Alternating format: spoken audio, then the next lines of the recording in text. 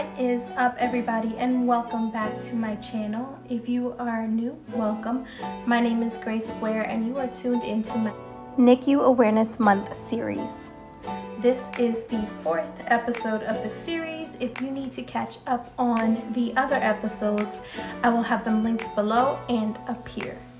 If you are new, I will just talk a little bit about my NICU experience. My daughter was born at 29 weeks. She was weighing only 2 pounds, and we spent 67 days in the NICU.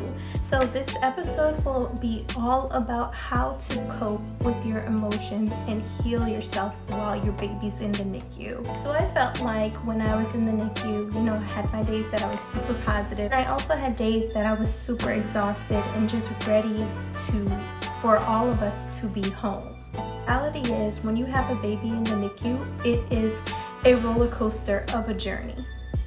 So as you know, throughout this whole series, we're speaking on NICU awareness and how to cope with your stay in the NICU. So I wrote down 5 ideas that helped me cope with my NICU stay.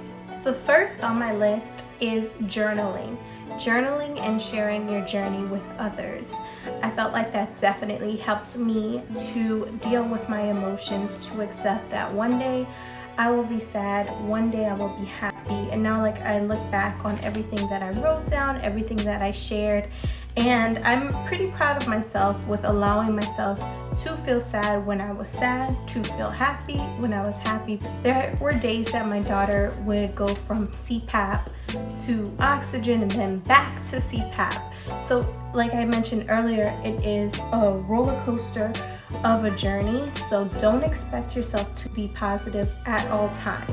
And it's okay. You're allowed to feel any way that you are feeling. I shared a lot of my NICU journey while I was in the NICU on social media, and that was a way that I healed, to just let it out, to express how I was feeling. Along with journaling, another thing I did was scrapbook.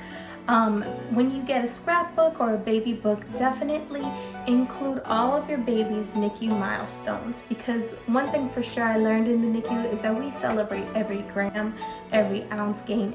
Anything that shows growth, we celebrate. Speaking of celebrating, my number 2 on my list is celebrate your baby.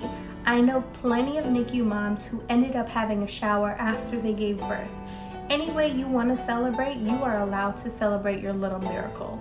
Although my husband and I didn't do a shower even after she was born, we found a lot of joy going to Target or Walmart and just buying baby items.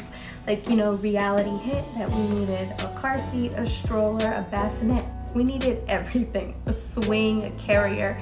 So we found joy in going to Target and buying little things and putting things on display. We would go home and we would have her little cart of baby things like her diapers, her wipes, and that helps you to accept your baby is in the hospital, but your baby soon will come home, and it gives you something to look forward to.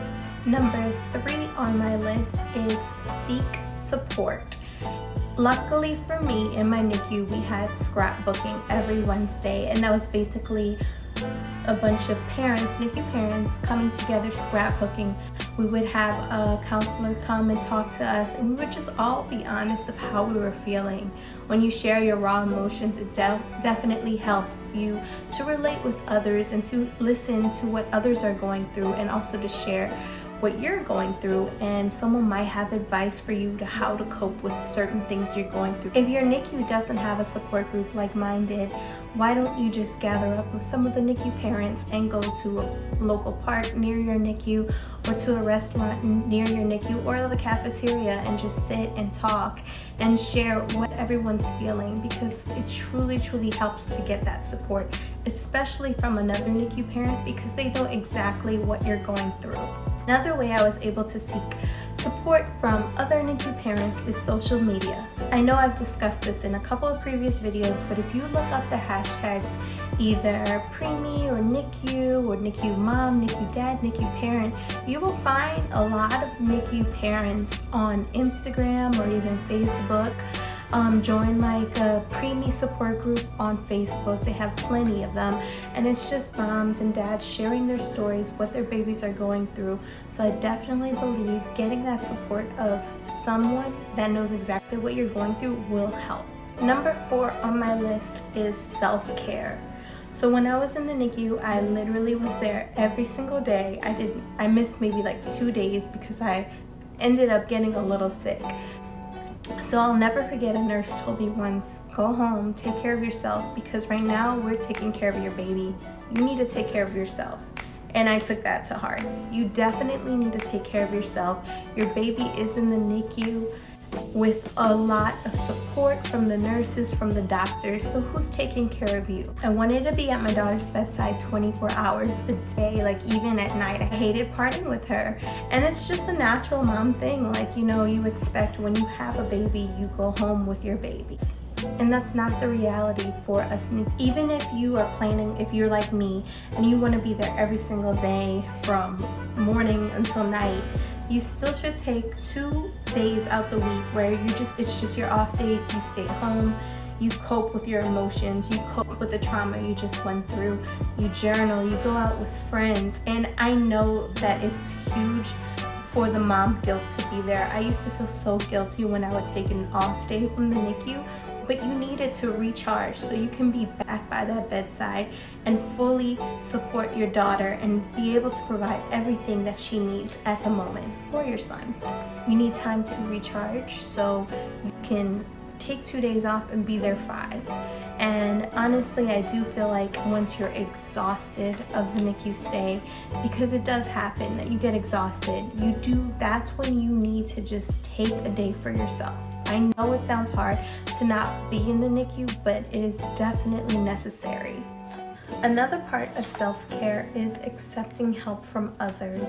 I know if you're a person like myself, you like to just do it all and act like you have it all together and you don't need help. But the reality is the NICU stay is very, very hard.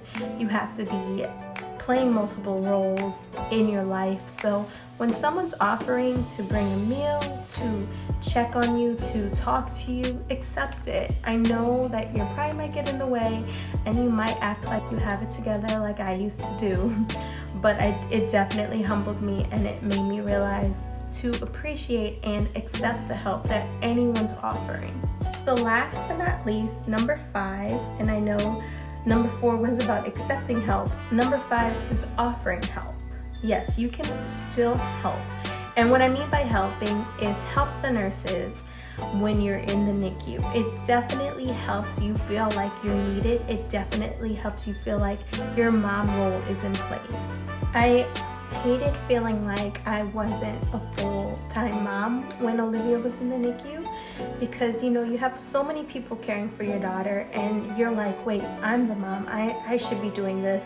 So definitely talk to your nurse, see if you can help with baths, see if you could help once you learn how to feed your baby, see how often you could feed the baby yourself. And it definitely helps me heal and made me feel like, you know, your role as a mother in the NICU regardless isn't any less. It's set into place like, hey, I am the mom. I can do these things that I planned on doing for my daughter or for my son. I hope these 5 tips definitely help you with your NICU stay. Once again, you are allowed to feel any way you feel. You are allowed to have a day that you're happy or a day that you're sad. You are allowed to be true to your feelings and express how exhausted you are. But you're also allowed to accept help. And I know that I have reached out to so many NICU moms.